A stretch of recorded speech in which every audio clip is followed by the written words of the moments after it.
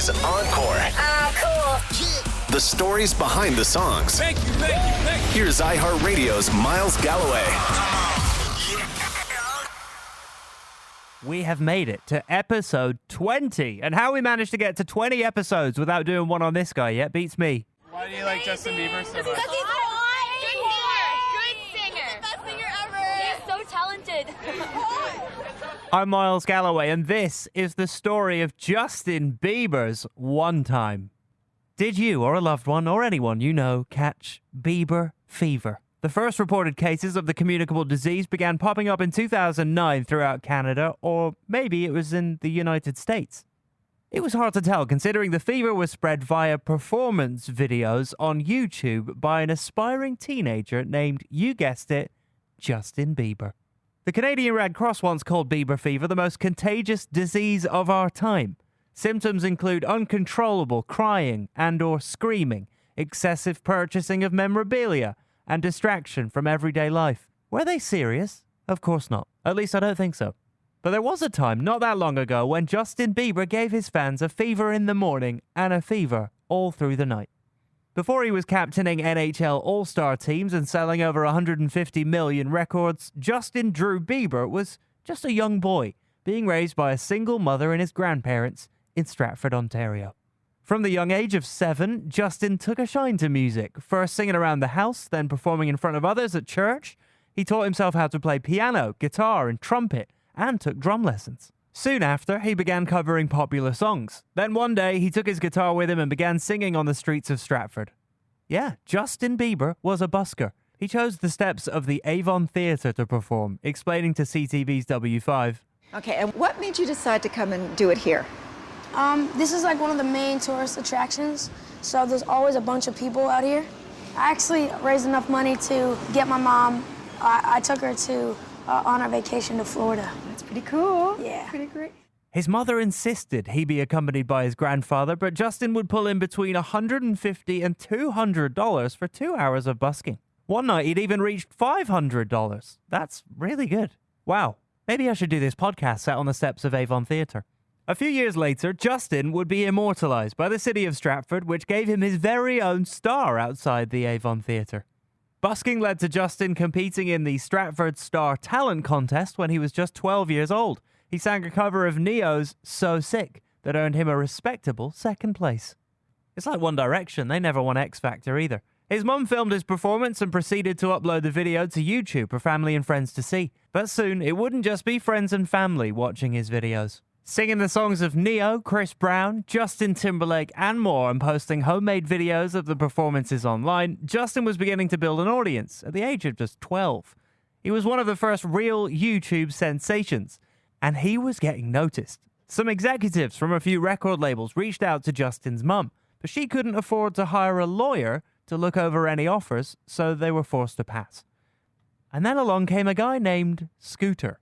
Based in Atlanta, Scooter Braun was an up-and-comer in the music biz. He began throwing concert after-parties in college and cut his teeth as a marketing executive for So So Def, the label run by hip-hop R&B mogul Jermaine Dupri, who had helped shape the careers of Mariah Carey and Usher. By 2008, he'd formed the Raymond Braun Media Group, a joint venture between Scooter and Usher that had a partnership with Universal Music. One day, while Scooter was surfing the net, he found a video of Justin singing Neo's So Sick. I was a huge Michael Jackson fan, and I wanted to find a kid who could do songs like Michael did when he was a kid. Think about you. Good idea. All the time. It's amazing. Yeah. This kid is about to be famous. I was really impressed with, how young he was and how he was holding the crowd and with his guitar, and, he was raw talent. And my gut just went off, and I said, I need to find this kid. Scooter frantically began to call different school boards in Stratford to locate this young talented musician. He even called one of Justin's aunts. When he found someone who could help, he asked them to give Justin's mother his number and asked that she call him from an unknown number so it wouldn't seem so suspicious. Well, he went full-on stalker, didn't he? Scooter would later tell The Hollywood Reporter, "It's a big joke between me and Justin now, but I became completely obsessed with tracking him down." Justin's mother, Patty Millett, didn't know what to think. She was unimpressed with the Gmail address Scooter passed on to her, thinking it was overly professional. And being a devout born-again Christian, she'd expressed her reservations about signing a deal with someone who practiced Judaism. Millette would recall to the New York Times that she struggled with the decision, asking, quote, "God, I gave him to you. You could send me a Christian man, a Christian label. God, you don't want this Jewish kid to be Justin's man, do you?" In the end, though, Patty agreed to let her 13-year-old sign a management deal with Scooter Braun. To get the ball rolling, Scooter flew Patty and Justin down to Atlanta for a meeting where they could talk about Justin's future. Not only did they get their peaches out in Georgia, but Justin and his mum got to meet Usher, Scooter's business partner, who was being dangled as a mentor for the young musician. In an early interview with Much Music, Justin talked about meeting Usher for the first time. Well, the story was I was actually flown out by my manager in Atlanta. Flown out to Atlanta where I was going to the studio and Usher was also going to the studio. And so I went up to him. I was like, Usher, that's Usher. Like, let me go sing for him. So I went over and I was like, Usher, I love your songs. Do you want me to sing one of your songs? And he gets so many people every day. Can I sing for you? I'll give you my mixtape or whatever. But so he was like, it's okay, little buddy, come inside. So he kind of brushed me off. So a week later, he actually got in contact with my manager, talked to him, and he ended up watching my videos and was like, man, what did I just miss out on? So then he flew me back to Atlanta where I got to meet him in a proper setting and signed me. It was actually before that, it was a little bidding war between Justin Timberlake and Usher. So yeah. Did you meet with Justin Timberlake too? Yeah, I met with Justin Timberlake and I met with Usher and we ended up going with Usher. Turns out Scooter had designed a competition of sorts between Usher and the former N6 star to see who could sign Justin to their label. While Scooter and Justin did meet with Timberlake, who did offer a record deal, the bidding war between the two superstars that fed to the social media wasn't entirely true. Scooter would later admit that he used Timberlake's name as leverage to help him sign with Usher and thus build hype. With Usher now on board as a mentor, Justin Bieber had an international superstar ready to introduce him to the world. Ladies and gentlemen, introducing to you Island Def Jam recording artist Justin Bieber. It's getting ready to go down. Just so you know, we're in the studio right now working on it. Get ready because it's going to be big. Ain't that right, Justin? That's right. That's right. So look out. We're coming. Like most of us, when we first learned of Justin Bieber, Usher was smitten. Well, maybe for Usher it was when he second learned of Justin, because Usher initially gave him the brush off, thinking he was Scooter's cousin the first time he met him. But Usher would tell Billboard, meeting someone that talented is a once-in-a-lifetime chance. He was cute, so I knew all the girls would love him. And with that voice, it was like, wow, if we guide, nurture, and direct him right, the possibilities could be endless. Cha-ching. Usher would elaborate a few years later on what he saw in Justin during a sit-down chat with Oprah Winfrey. Quote, I saw the future of an artist that was very bright. Based off of his passion, I saw the potential of success. It was always left up to him, and I always told him that. I said, you can go as far as you want to go, if you want to go there. He has a talent, he has the know-how, and he also has an incredible mentor. With Usher now by his side, Justin signed a deal with Island Def Jam Records, but according to Scooter, he wasn't an easy sell to record labels. A lot of labels he met with were hesitant to sign such a young artist who didn't have Disney or Nickelodeon behind him, and whose audience had discovered him entirely on YouTube. Because as one record exec told Scooter, no one has broken from YouTube. It's true, at the time, no one had broken from YouTube yet. It wouldn't take long for Justin to change that, though. In order to help break Justin Bieber, Scooter Braun moved him and his mum Patty down to Atlanta so they could begin writing and recording new original material for the now 14-year-old to sing. They booked him time in the studio with a cast of proven hitmakers, including The Dream, Tricky Stewart, Brian Michael Cox, Jonta Austin, and Cuck Harrell. See, I told you that's what he was doing in the last episode of Encore. I don't lie to you. Between them, they'd scored #1 hits for the likes of Mariah Carey, Rihanna, Beyonce, and of course, Usher. It was the first time Justin had ever been in a recording studio, having sung most of his songs at home in front of a camcorder. Songwriting team The Movement, who the year before scored a hit with Jesse McCartney's Leavin', turned in the first draft of the song that would become Justin Bieber's first single. One half of the duo, James Bunton, would tell Billboard that the song wasn't originally intended for someone as young as Justin. It became a completely different song when they reworked it for the teenager. When we were in Atlanta, we kind of redid the whole record, Bunton said. We liked the concept, but the first draft of the record was different. It was way more Caribbean. When Bunton first heard Bieber singing the track, he couldn't believe just how different it sounded from what he'd initially written. Someone hit us and they sent a snippet of the record, he told Billboard. It was crazy because it was pitched up, maybe like 2 steps. It was way higher. We were like, whoa, since his voice was so high. From there, the song was finessed by Tricky Stewart and Kurt Carell at Triangle Studios in Savannah, Georgia, and the Boom Boom Room in Los Angeles. But immediately, Tricky could tell that this wasn't just any new artist they were dealing with. In an interview with the And the Writer Is podcast, he learned about Justin's celebrity from his nieces and nephews. It was really like a renegade project when we did One Time. You know, it was really like us against the world, and I was just trying to get the kid a record. And then I noticed that he was famous because, like I told you, my family, we've been around this our whole lives. So I got a lot of young nieces and nephews. This kid's never been out before, never had a release. And my nieces and nephews don't come to the studio. And I come outside, I'm working with the kid, and my whole family's outside. And I'm like, what are y'all doing down here? They're like, it's Justin Bieber in there. And I'm like, what? And they're like, is Justin Bieber in there? And I'm like, I mean, I think so. I think that's his name. Like, I'm not sure. Little kid, like, little white kid, cute haircut, like, yeah. So all my nieces were at the, like, whatever he was doing on YouTube had created quite a gravitational pull.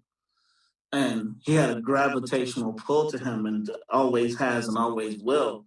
That is, his stardom is different than anybody's that I've ever been around, with the exception of probably Michael Jackson. It's a different level of stardom. Fast forward 3 years, and Maclean's magazine publishes a feature on Justin Bieber titled, I Want to Be the Next Michael Jackson. In the interview, Justin tells writer Brian Johnson he hopes to become the next king of pop. That's where I want to be, he says. I don't just want to be a teen heartthrob. Needless to say, upon its release on May 18th, 2009, there was unprecedented anticipation for the debut single by Justin Bieber. One Time debuted on the Billboard Hot 100 at number 95 and stayed on the chart for 6 straight months. Although it only peaked at number 17, its purpose was served. The fans now had an original Justin Bieber song to love and cherish and sing over and over. However, the song didn't quite catch on with listeners who weren't obsessed with the 15-year-old Canadian. Despite not writing the song himself, Justin had an answer when he was asked about the song.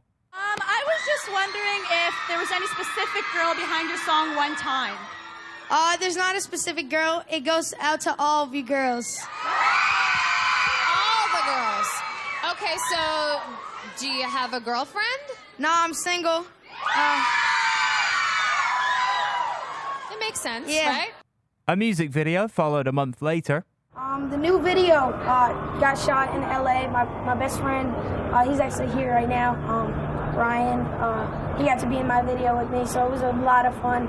It was different doing a music video rather than a camcorder video, what I do all the time.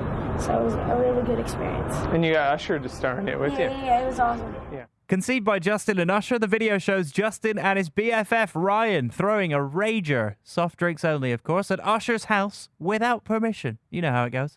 There are lots of puppy dog eyes, silly string spraying, dancing with one finger up in the air, and even a poolside kiss. Sounds like my last birthday party. And it turns out in the end, Usher wasn't even upset at all. In a video commentary for One Time, shot a few years later, Bieber said he was nervous shooting his first video, but once he found his swagginess, he was able to have some fun. That reminds me, where did I put my swagginess? While One Time may not have set any records in the charts or on YouTube, the song definitely had a massive impact in other ways. Part of Justin's promotional campaign was to make appearances on the radio and TV, as well as at malls across North America. In a 2010 Billboard feature, Ireland Def Jam Senior Director of Marketing, Gabriella Schwartz, said they had to think out of the box when it came to marketing an unproven talent like Justin. He had such a huge online fan base that our biggest challenge was, how do we convince the traditional partners we work with that this kid is real, that these viral fans really exist? So we did some of the more traditional promo tour and started getting out some of our creative assets, and we saw immediate reactions. Well, little did the label know that full-on riots would erupt almost everywhere Justin went. He drew more fans than any other guest in 2009 when he appeared on the Today Show in Rockefeller Plaza to perform One Time. More than 2,000 screaming girls and their parents squeezed into designated areas to sing along with him. Multiple visits to Much Music in Toronto attracted thousands of young Canadians looking to cure their Bieber fever, but from the sounds of it, I think it only made things worse. These girls are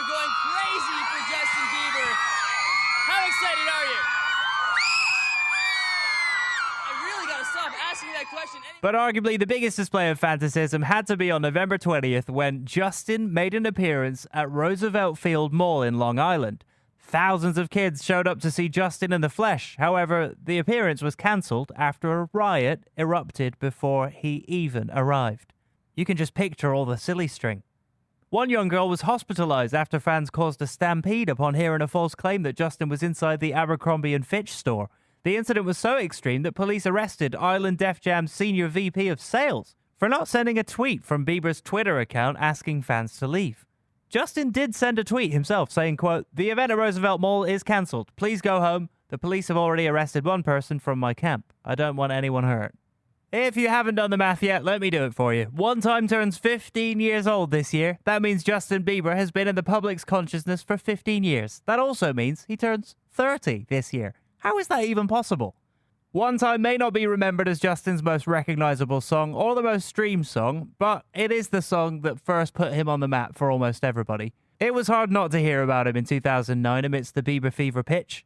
For its 10th anniversary, Justin's now former manager, Scooter Braun, took the occasion to recognize what the song meant for them. 10 years ago today, we launched the first single for this young kid, Justin Bieber, that I believed could change the game, Scooter wrote. We literally had to make the song ourselves, outside of our label budget, which wasn't even open, and my friend Tricky Stewart made the song with us as a favor. We put it out with no plan other than let's hit the road with this guy Ryan Good that Usher brought on, and my friend Kenny Hamilton, who worked at T-Mobile in Atlanta. We used YouTube and social media, never been done before at that time, to try and prove everyone wrong. Paddy Millette, we were all so young, but you trusted my vision for your boy, and I thank you and honor you for that. 10 years later, our lives have changed, and that floppy-haired kid has become a legend.